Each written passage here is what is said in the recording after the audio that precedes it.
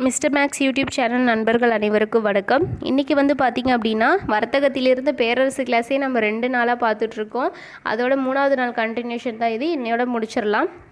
இதில் வந்து அவங்களுடைய நிர்வாக அமைப்பு என்னென்ன இருந்துச்சு, அவங்க என்னென்ன கொள்கைகளை வந்துட்டு இந்தியாவில் திணிச்சாங்க அப்படின்றத பற்றி தான் பார்க்க போகிறோம். இதில் நிர்வாக அமைப்புன்னு எடுத்துக்கிட்டோம் அப்படின்னா நாம் இப்போலாம் படிச்சுட்ருக்கோம் இல்லைங்களா, எக்ஸாமினேஷன், அதாவது போட்டித் தேர்வு. அதை அவங்க அப்பயே கொண்டு வந்திருப்பாங்க. ஃபஸ்ட்டு கொண்டு வந்ததே வந்துட்டு பார்த்திங்கன்னா பிரிட்டிஷ் தான். அதில் வந்துட்டு சிவில் சர்வீஸ் அப்படின்ற ஒரு குடிமைய பணிகள் தேர்வுக்காக கொண்டு வந்திருப்பாங்க. அதை கொண்டு வந்தது ஆங்கில கிழக்கிந்திய கம்பெனி. இந்த போட்டி தேர்வு வந்து பார்த்திங்கன்னா அரசு ஊழியர் நியமனம் வந்துட்டு எப்போ கொண்டு வந்திருப்பாங்கன்னா 1833 பட்டய சட்டம் மூலியமாக கொண்டு வந்திருப்பாங்க. 1833 பட்டய சட்டத்தின் காரணமாக தான் போட்டித் தேர்வுன்னு ஒன்று வைக்கலாம், நம்மளுடைய அரசு ஊழியர்களை வந்து அதிலிருந்து நியமனம் செஞ்சுக்கலாம் அப்படின்றத கொண்டு வந்திருப்பாங்க. இதிலிருந்து வந்து பார்த்திங்கன்னா நியமனம் வந்துட்டு போட்டித் தேர்வு முறை, அதாவது அவங்களுக்கு யார் தேவைப்படுறாங்களோ அவங்கள தான் செலக்ட் பண்ணிக்கிட்டாங்க, முறையான தேர்வாக கிடையாது. சரிங்களா. அதே வந்துட்டு 1853 வந்து அந்த சட்டம் வந்துட்டு திருத்தப்பட்டிருக்கும். சரிங்களா. இந்த சட்டம் திருத்தப்பட்டதில் வந்துட்டு 1800 இந்திய அரசு சட்டம் வந்து உறுதி செஞ்சு அதனுடைய அதிகபட்ச வயது 23 கொண்டு வந்திருப்பாங்க. 23 வயது தான் அதிகபட்ச வயது. அந்த காலத்தில் வந்துட்டு நீ ஒரு கவர்மெண்ட் ஜாப் போனோம் அப்படின்னா 23 வயசுக்குள்ளே நம்ம போயிடணும். சரிங்களா. இந்த வந்துட்டு 1860 ஒழுங்குமுறை ஆணையம் மூலியமாக அதிகபட்ச வயசு 22 இருக்கும். 86 வந்துட்டு 21 வயதாக இருக்கும். திருப்பி வந்து பார்த்திங்க அப்படின்னா 76 19 வயதாக கொண்டு வந்திருப்பாங்க. இப்படி ஒவ்வொரு வருஷமும் ஒவ்வொரு வயது வந்துட்டு நிர்ணயிக்கப்பட்டுட்டே இருந்திருக்கும். சரிங்களா. அதுக்கடுத்தது 1861 பிரிட்டிஷ் பாராளுமன்றம் வந்துட்டு இந்திய ஆட்சிப்பணி, அதாவது யூபிஎஸ்சி எக்ஸாம்ஸ் இருக்கு இல்லைங்களா, ஐஏஎஸ் தேர்வு, அது வந்துட்டு கொண்டு வரதுக்காக இந்திய ஆட்சிப்பணி சட்டம் வந்துட்டு நிறைவேற்றிருக்கும். இந்திய ஆட்சிப்பணி சட்டம் நிறைய கொஷின்ஸில் கேட்க வாய்ப்பு இருக்குது. 1861. இதில் 1869 வந்து பார்த்திங்கன்னா 3 இந்தியர்கள் வந்து பாஸ் பண்ணியிருந்திருப்பாங்க. 3 இந்தியர்கள் பாஸ் பண்ணி யாருன்னா சுரேந்திரநாத் பானர்ஜி, ரமேஷ் சந்திரதத், பிஹாரிலால் குப்தா. சரிங்களா. இவங்க 3 பேரும் 1869 பாஸ் பண்ண பேட்ச் ஸ்டூடெண்ட்ஸு. இதே வந்துட்டு ஃபஸ்ட்டு யாருங்க இந்திய ஆட்சி பணியில் செலக்ட் ஆனது அப்படின்னு கேட்டால் அவர் யாருன்னா சத்யேந்திரநாத் பானர்ஜி. சரிங்களா. சத்யேந்திரநாத் தாகூர் 1863 ஐசிஎஸ், அதாவது இந்தியன் சிவில் சர்வீஸில் வந்துட்டு யார் ஃபஸ்ட்டு இந்தியாவில் இருந்து தேர்வு செய்யப்பட்டிருப்பார் அப்படின்னா சத்யேந்திரநாத் தாகூர். இவர் யார் அப்படின்னா நம்மளுடைய ரவீந்திரநாத் தாகூருடைய மூத்த சகோதரர் தான் இந்த சத்யேந்திரநாத் தாகூர். இந்த கொஷின் ப்ரீவியஸ் இயரில் நிறைய டைம் கேட்டிருக்காங்க. இந்திய ஆட்சி பணியில் முதல் இந்தியர் யார், பாஸ் பண்ண முதல் இந்தியர் யாருன்னா சத்யேந்திரநாத் தாகூர். இவர் ரவீந்திரநாத் தாகூருடைய மூத்த சகோதரர். அதுக்கப்புறம் 1892 தான் குறைந்தபட்ச வயது 21லிருந்து 23 உயர்த்தியிருப்பாங்க. அதாவது குறைந்தபட்ச வயதாக நிர்ணயிக்கப்பட்டதே வந்துட்டு 1892 தான். இதுக்கப்புறம் நிறைய ஆணையங்கள் வந்து செயல்பட்டு எப்படிலாம் வந்து எக்ஸாம்ஸ் வைக்கணும், எப்படி செலக்ட் பண்ணணும் அப்படின்னு நிறைய பண்ணியிருப்பாங்க. அதில் ஃபஸ்ட்டு வந்து பார்த்திங்கன்னா இஸ்லிங்டன் பிரபு ஆணையம், அதாவது ராயல் கமிஷன்னு சொல்லுவாங்க, அதுதான் இஸ்லிங்டன் பிரபு ஆணையம். இது 1912 வந்து பார்த்திங்கன்னா ஸ்டார்ட் பண்ணியிருப்பாங்க. இந்த கமிஷனில் 4 ஆங்கிலேயர்கள் 2 இந்தியர்கள் இருப்பாங்க. இந்த 2 இந்தியர்கள் பேரை வந்து எக்ஸாம்பிளில் கேட்டிருக்காங்க. யாருன்னா கோகலே மற்றும் சர் அப்துர் ரஹீம். இவங்க 2 பேர் தான் ராயல் கமிஷனில் இருந்த இரண்டு அதாவது இந்தியர்கள். இதில் வந்து பார்த்திங்கன்னா அறிக்கை வந்துட்டு இதில் என்ன தான் 1912 வந்துட்டு பார்த்திங்கன்னா கமிஷன் ஸ்டார்ட் பண்ணாலும் அவங்களுடைய அறிக்கை எப்போ கொடுக்குறாங்க 1917 தான். நிறைய ஆராய்ச்சிகள் நிறைய ரிசர்ச்லாம் போயிட்டு அறிக்கையை வந்துட்டு பார்த்திங்கன்னா 1917 தான் கொடுக்குறாங்க.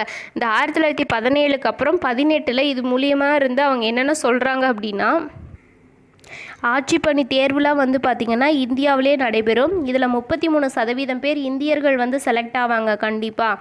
அது மட்டும் இல்லாமல் இந்த 33%த்தையே வந்து பார்த்திங்கன்னா மாண்டேகு ஜேம்ஸ் போர்டு வந்துட்டு இதை இன்க்ரீஸ் பண்ணவும் செய்யுங்க அப்படின்னு வந்துட்டு அவங்களும் சொல்லியிருந்திருப்பாங்க. சரிங்களா. அப்போது 1912 இஸ்லிங்டன் பிரபு ஆணையத்தின் மூலியம் 3 குறிக்கோள்கள் வந்திருக்கும். இந்தியாவிலே வந்துட்டு ஆட்சி பணி தேர்வுலாம் நடைபெறணும். இந்தியர்கள் வந்துட்டு 33% பேர் வந்து செலக்ட் ஆகிடணும். கன்ஃபார்மாக 33% பேருக்கு வேலை கொடுக்கணும். அது மட்டும் இல்லாமல் மாண்டேகி ஜேம்ஸ் போர்டு என்ன சொல்லுவாங்கன்னா, இந்த 33% இன்னும் உயர்த்தி கூட கொடுக்கலாம் அப்படின்ற பரிந்துரையை வந்து சொல்லியிருப்பாங்க. அடுத்தது வந்து தான் பார்த்திங்கன்னா லீ பிரபு ஆணையம். இந்த லீ பிரபு ஆணையம் எப்போ ஸ்டார்ட் பண்ணியிருப்பாங்கன்னா 1923. அதாவது நம்மளுடைய ஆட்சி பணி, காவல் பணி, காடுகள் பணி, நம்ம யூபிஎஸ்சிலே பிரித்தோம்னா ஐஏஎஸ், ஐபிஎஸ், ஐஎஃப்எஸ்லேயே 2 இருக்குது. ஃபாரின் சர்வீஸ், ஃபாரஸ்ட் சர்வீஸ் அப்படின்னு நிறைய டிவிஷன் வந்துட்டு பிரித்து கொடுத்தது வந்து இவங்களோட ஆணையம் தான். அது மட்டும் இல்லாமல் அரசு பணியாளர் தேர்வாணையம் வந்துட்டு உருவாக பரிந்துரை செய்யப்பட்டதும் இந்த லீ பிரபு ஆணையம் தான். இந்த கொஷின் நிறைய டைம் கேட்டிருக்காங்க. அரசு பணியாளர் தேர்வு ஆணையம் உருவாக பரிந்துரை செய்யப்பட்ட ஆணையம் என்ன அப்படின்னா லீ பிரபு ஆணையம் 1923 அமைக்கப்பட்டது. ஓகே, இதுவரையிலும் பார்த்தது கல்வி ரிலேட்டடாக அவங்க என்னென்ன பண்ணியிருக்காங்கன்றது. இதே இராணுவத்தில் எடுத்துக்கிட்டோம் அப்படின்னா இந்தியர்களுக்கான இராணுவ உயர் பதவி என்னென்னா சுபேதார். ஒரு இந்தியர் நம்ம ஆங்கிலேய படையில் வந்துட்டு பார்த்திங்கன்னா உயர் பதவியாக இருக்கணும்னா அதன் உயர் பதவி பேர் என்னென்னா சுபேதார். இதுக்கு மேலே அவங்களுக்கு எந்த ஒரு உயர் பதவியும் கொடுக்க மாட்டாங்க. சரிங்களா? இதே வந்துட்டு 1856 ஒரு இந்திய வீரருடைய சம்பளம் வந்து பார்த்திங்கன்னா ₹300. மாத சம்பளம் ₹300 தான். இது ரொம்பவே குறைவான சம்பளம் அப்படின்னு சொல்லியிருக்காங்க. அதே மாதிரி காரன்வாலிஸ் பிரபு தான் வந்து பார்த்திங்கன்னா காவல்துறையை உருவாக்கியிருப்பாங்க. காவல்துறை அப்படின்ற ஒரு டிபார்ட்மெண்ட்டை உருவாக்கியவர் யார் அப்படின்னா காரன்வாலிஸ் பிரபு. எந்த இயர்னா 1791. சரிங்களா? கேட்க வாய்ப்பு இருக்குப்பா. காரன்வாலிஸ் பிரபு வந்துட்டு காவல்துறை துறையை வந்துட்டு உருவாக்கிய கவர்னர் ஜெனரல் யாருன்னு கேட்டாங்கன்னா காரன்வாலிஸ் பிரபு. இதில் வந்துட்டு பார்த்திங்கன்னா தலைவர், காவல்துறையினுடைய தலைவர் தரோக்கா அப்படின்னு சொல்கிறாங்க. இதே பகுதிகள், அந்த பகுதிகள் என்ன சொல்கிறாங்கன்னா சரகங்கள், தானாக்கள் அப்படின்னு சொல்கிறாங்க. இந்த தரோக்கா அப்படின்றத கேட்டிருக்காங்க. காவல்துறை தலைவரை வந்துட்டு என்னன்னு சொல்லுவாங்க அப்படின்றது தரோக்கா. இதே வந்துட்டு பரம்பரை காவலர்களை வந்துட்டு பார்த்திங்கன்னா சௌகிதார்கள் அப்படின்னு சொல்கிறாங்க. சௌகிதார்கள். இதுவரையில் பார்த்தது காவல்துறை. இராணுவம் முடிஞ்சிச்சு, காவல்துறை முடிஞ்சது. அடுத்தது நீதித்துறை. நீதித்துறையில் திவானி அதாலத். ஏன்னா அப்பயே வந்துட்டு உயர்நீதிமன்றம், உச்ச நீதிமன்றம்லாம் கட்டிட்டாங்க. அப்போ திவானி அதாலத் அப்படின்றதுனா என்னென்னா சிவில் நீதிமன்றம்.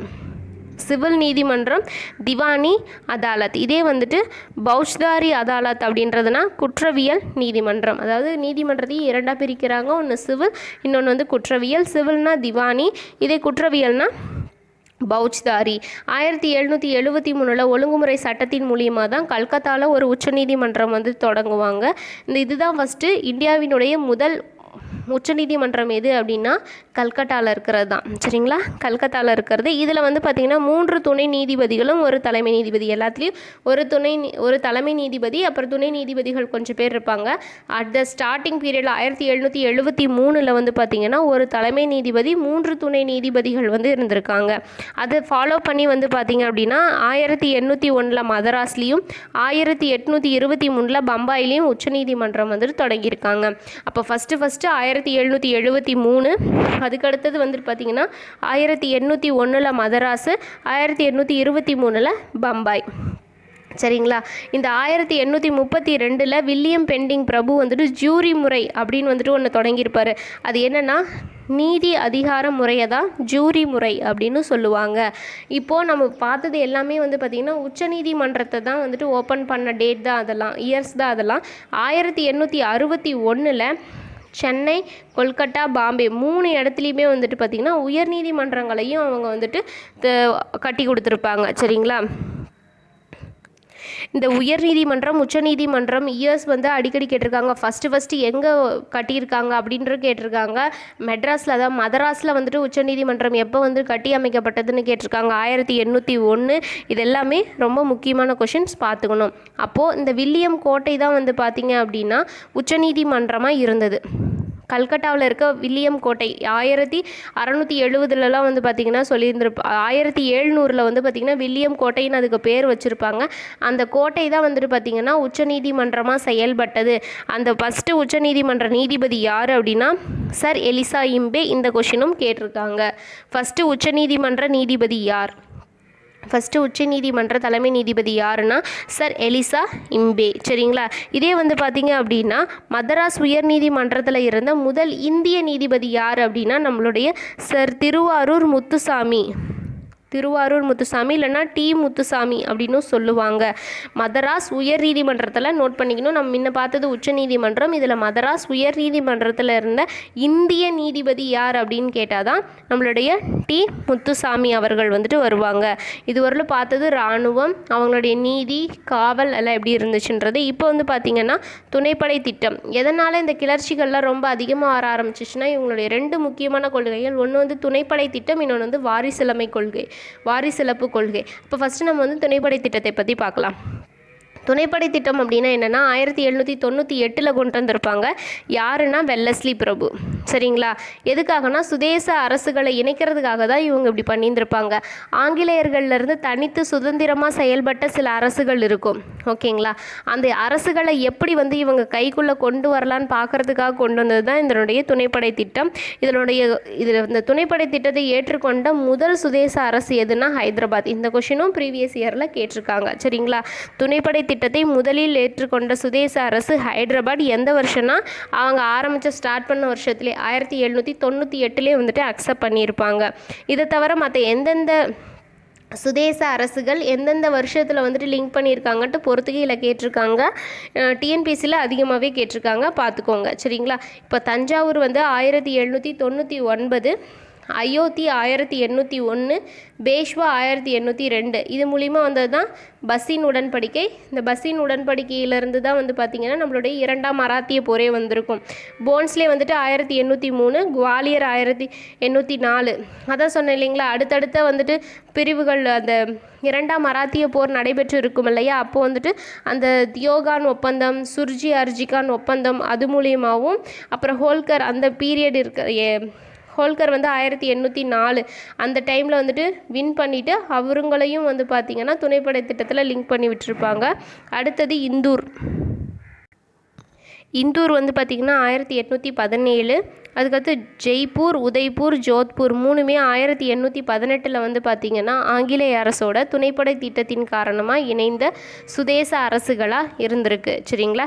இது வந்துட்டு முக்கியமானது வந்து பார்த்திங்கன்னா இந்த அயோத்தி, பீஷ்வா, போன்ஸ்லே. ஏன்னா இது வந்துட்டு 2ஆம் மராத்திய போரோட லிங்க் பண்ணியிருக்கிறதுனால இதை கேட்க வாய்ப்பு இருக்குது.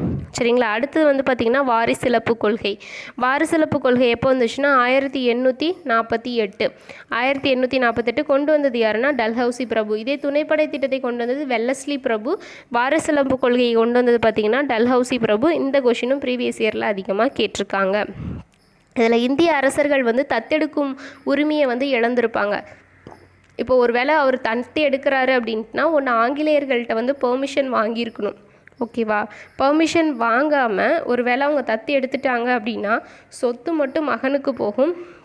மற்றபடி அவர் ஆட்சி செஞ்சிட்டு இருந்த பகுதி எல்லாமே வந்து பார்த்திங்கன்னா ஆங்கிலேயர்களுக்கு கீழே வரும். சரியா? அனுமதி இல்லாமல் ஒரு வேலை தத்தெடுத்துட்டாங்கன்னா சொத்து வந்து மகனுக்கு போயிடும், ஆட்சி பகுதி ஃபுல்லாக ஆங்கிலேயர் பகுதிக்கு போயிடும். இதன் காரணமாக தான் வந்து பார்த்திங்கன்னா 1857 பெரும் புரட்சியே ஏற்பட்டதுக்கு ஒரு முக்கியமான காரணம்னு கூட சொல்லலாம். ஓகேவா? இதில் வந்து பார்த்திங்க அப்படின்னா எந்தெந்த பகுதிகள் எப்படி வாரிசிலப்பு கொள்கை, இந்த கொஷின் ஆனால் உண்மையாலுமே பொறுத்தையில் நிறைய டைம் கேட்டிருக்காங்க. சரிங்களா? இந்த சதாரா அப்படின்றது தான் ஃபஸ்ட்டு வாரிசிலப்பு கொள்கை மூலிமா இணைக்கப்பட்ட அரசு 1848 சதாரா.